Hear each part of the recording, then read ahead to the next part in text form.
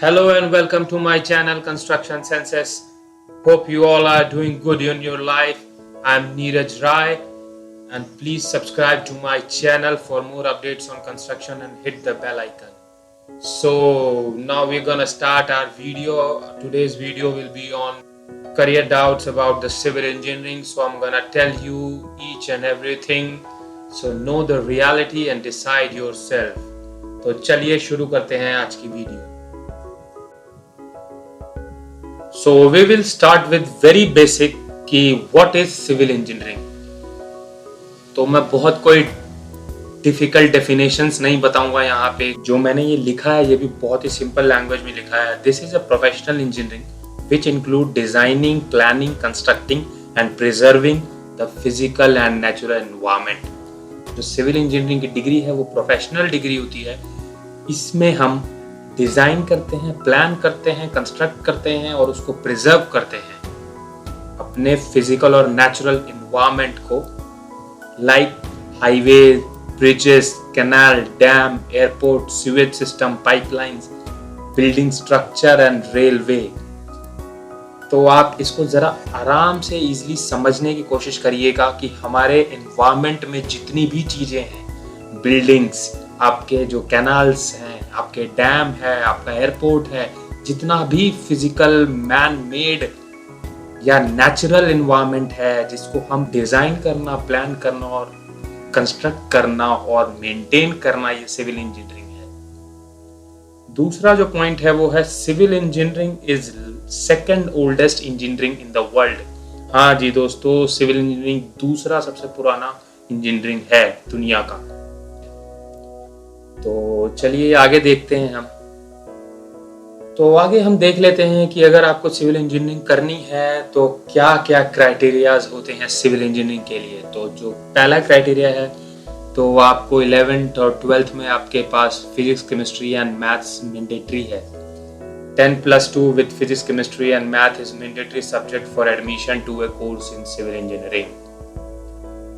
दूसरा जो पॉइंट है वो for graduation entrance exam IIT, JEE, EEE, BIT, SET, ETC are conducted at both the national and state level. मतलब कि जो ग्रेजुएशन के लिए आपके पास आपको एंट्रेंस एग्जाम देने पड़ेंगे IIT, JEE का, BIT, SET का. AIEEE एक्चुअली अब हट गया है, अब AIEEE नहीं होता है, अब IIT, JEE होता है जिसके 2 एग्जाम होते हैं, एक मेंस और एक एडवांस. तीसरा जो पॉइंट है वो है for admission into post graduation MTech, जो कि पोस्ट ग्रेजुएशन डिग्री होती है MTech. One need to qualify GATE. हाँ जी, गेट क्लियर करना पड़ेगा आपको MTech करने के लिए. तो आगे देखते हैं कि हमारे पास कौन कौन से कोर्सेस अवेलेबल हैं, कोर्सेस रिलेटेड टू कंस्ट्रक्शन. तो जो पहला जो सबसे छोटा कोर्स बोल सकते हैं आप सिविल इंजीनियरिंग से रिलेटेड वो होता है डिप्लोमा, जो मैंने यहाँ सेंटर में लिखा है, diploma after 10th class in civil engineering. जी हाँ, 10th क्लास के बाद आप डिप्लोमा कर सकते हैं. तो जो डिप्लोमा होता है वो 3 साल का कोर्स होता है.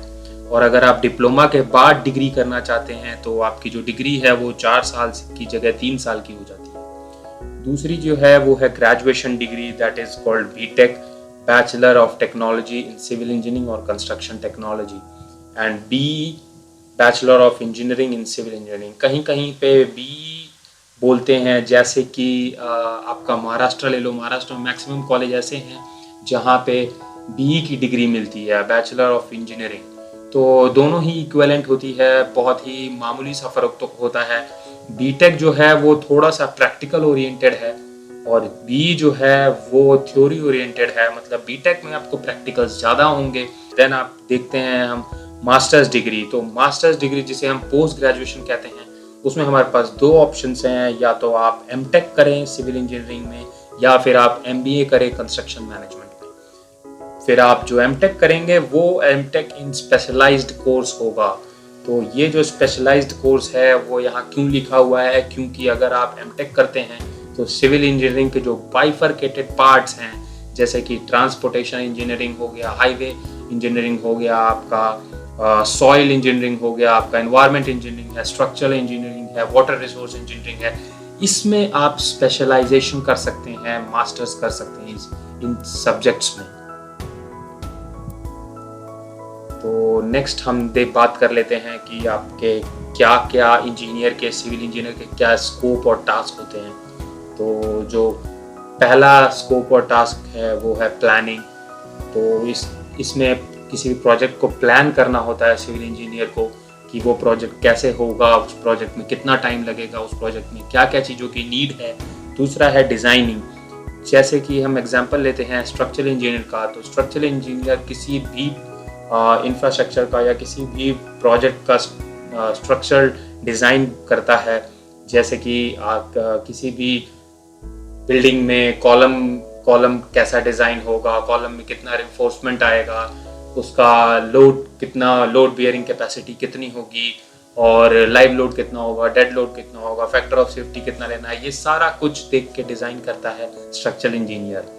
तीसरा है एस्टीमेटिंग। एस्टीमेटिंग भी बहुत इंपॉर्टेंट टास्क है एक्चुअली। इसमें आप मटेरियल का एस्टीमेट निकालते हैं कि कौन सा मटेरियल कितना यूज़ होगा, कितनी क्वांटिटी है, क्वांटिटी कैलकुलेशन करते हैं। इसमें सीमेंट कितना यूज़ होगा, सैंड कितना यूज़ होगा, वाटर कितना यूज़ होगा मोटार के लिए। तो ये सारा कुछ एस्टीमेटिंग में आता है, कितना स्टील यूज़ होगा। नेक्स्ट है एग्जीक्यूशन। एग्जीक्यूशन में आपका काम को कराना होता है। आप काम को स्टार्ट करते हैं, एग्जीक्यूट कराते हैं साइट पे, फिजिकली वो काम स्टार्ट होता है, वो भी सिविल इंजीनियर कराता है। उसके बाद आता है सुपरवाइजिंग कंस्ट्रक्शन। कंस्ट्रक्शन का सुपरविजन करना कि काम सही चल रहा है या नहीं चल रहा है, क्वालिटी कंट्रोल हो रहा है या नहीं हो रहा है, ये सारा कुछ सुपरवाइज करना, सेफ्टी के साथ हो रहा है काम या नहीं। देन आता है मैनेजिंग कंस्ट्रक्शन। ये बेसिकली एक मैनेजर की पोस्ट होती है, वो कंस्ट्रक्शन को मैनेज करता है, वो प्रोजेक्ट मैनेजर बोला जाता है या कंस्ट्रक्शन मैनेजर। तो कंस्ट्रक्शन मैनेजर या प्रोजेक्ट मैनेजर या तो आप MBA इन कंस्ट्रक्शन मैनेजमेंट करने के बाद बन सकते हैं, या फिर आप प्रमोट होके विद एक्सपीरियंस आप प्रमोशन के बाद बन सकते हैं। तो वो बेसिकली सारा प्रोजेक्ट को मैनेज करता है। लास्ट है मेंटेनेंस। प्रोजेक्ट ख़त्म होने के बाद उसका मेंटेनेंस होता है, तो ये भी सिविल इंजीनियर का टास्क है।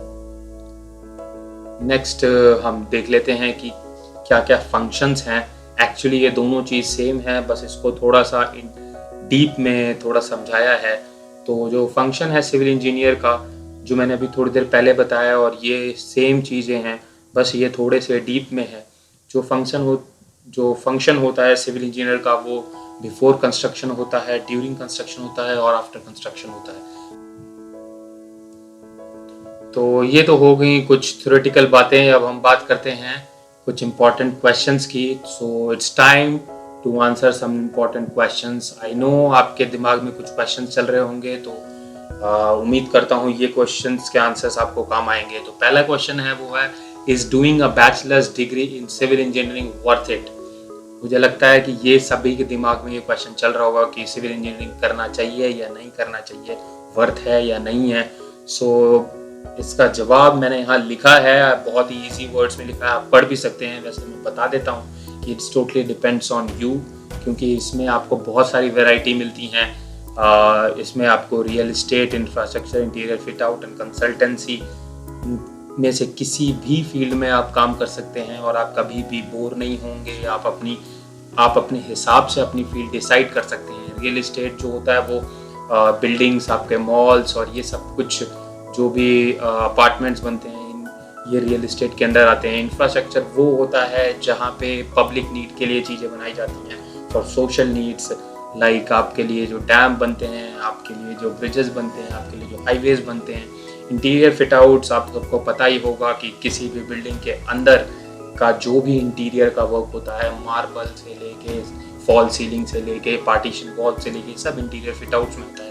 एंड कंसल्टेंसी, तो इसमें आप एज अ कंसल्टेंट काम करते हैं किसी भी क्लाइंट के लिए, उसके ड्राइंग या तो डिज़ाइन कंसल्टेंट या सेफ्टी कंसल्टेंट या कोई भी एज अ कंसल्टेंट आप काम करते हैं। अगर मैं आपसे वर्थ की बात करूं तो मुझे ऐसा लगता है, and I will recommend you, कि अगर आपका इंटरेस्ट है सिविल इंजीनियरिंग करने का, if you like construction and get good college for doing BTech in civil engineering, then go for it.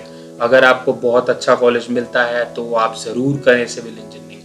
अगर आपको अच्छा कॉलेज नहीं मिलता है तो आप ना करें, क्योंकि उसका कोई फ़ायदा नहीं है। अगर आपको अच्छा कॉलेज मिलेगा तो वहाँ से आपको प्लेसमेंट अपॉर्चुनिटीज़ मिलेगी, वो आपके स्किल्स को इम्प्रूव करेंगे, आपकी नॉलेज अच्छी होगी, और हाई सैलरी एक्सपेक्ट ना करें स्टार्टिंग में, because in civil engineering it comes with experience.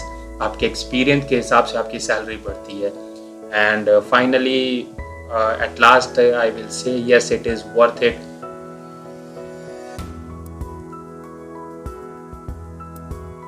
सो जो हमारा नेक्स्ट क्वेश्चन है वो है which is better, civil engineering, computer science engineering? Actually totally depends on you. इसका जवाब मैं आपको नहीं दे सकता हूँ, क्योंकि ये आपको खुद समझना और सोचना पड़ेगा कि आपका इंटरेस्ट किस चीज़ में है।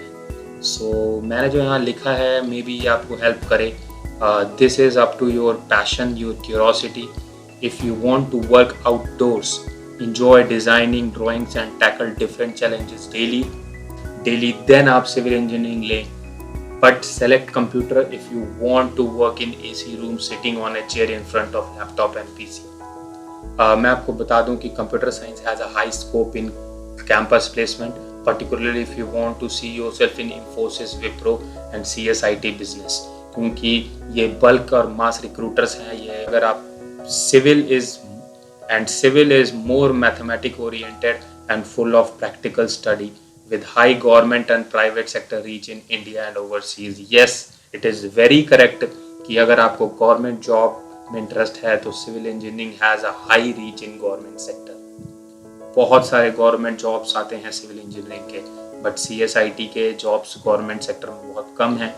ऑल्सो प्राइवेट सेक्टर में भी है सिविल इंजीनियरिंग के डिमांड, बट इट्स फ्लक्चुएट्स। इसमें बहुत फ्लक्चुएशन होता है कि आपका प्लेसमेंट का स्कोप बहुत हाई नहीं है CS की तरह, और प्लेसमेंट और आफ्टर प्लेसमेंट आपको पैकेज भी आप बहुत ज़्यादा एक्सपेक्ट नहीं कर सकते हो CS की तरह कि आपका 15 लाख का पैकेज लग गया, आपका 20 लाख का पैकेज लग गया। आप नहीं एक्सपेक्ट कर सकते हो, क्योंकि सिविल इंजीनियरिंग में आपका जो पैकेज है वो एक्सपीरियंस पे डिपेंड करता है। सो जो हम थर्ड क्वेश्चन हम देख लेते हैं, ये हमारा जो तीसरा क्वेश्चन है वो है is civil engineering job is stressful? तो yes, civil engineering job is stressful job as it consist of completing project under deadlines, but deadline provide motivation and challenges to create value content. Yes, it is very stressful, क्योंकि इसमें deadline होता है, project duration होता है, उस duration में आपको project को हैंड ओवर करना होता है। Also, with project deadline, think about what the civil engineer actually do. They build projects that impact human beings and ensure that each project has to be planned, checked and constructed with the utmost care, precision and quality, adding a layer of stress itself। Yes, it is very true। ये बहुत सही बात है कि जो civil engineer का काम है वो डायरेक्टली ह्यूमन से रिलेटेड होता है, तो इसलिए ये एक और लेवल का स्ट्रेस ऐड कर देता है, क्योंकि आप जो भी बनाते हैं वो डायरेक्टली उसको ह्यूमन बीइंग यूज़ करने वाले हैं। आप कोई ब्रिज बनाते हैं, आप कोई डैम बनाते हैं, तो आप नहीं चाहेंगे कि वो आपका जो ब्रिज बना है वो टूट जाए और कुछ नुकसान हो। ऑल वेदर, आपको हर वेदर में काम करना पड़ेगा in the field. Either he is site engineer और कंस्ट्रक्शन मैनेजर तक को साइट पे काम करना पड़ता है। सिविल इंजीनियरिंग में एक लो स्ट्रेस जॉब भी है। अगर आप गवर्नमेंट सेक्टर में चले जाते हैं तो वहाँ पे थोड़ा सा स्ट्रेस लेवल कम होगा। Thanks for watching the video. We will meet in our next video. Please like, share and subscribe my channel. Please hit the red icon and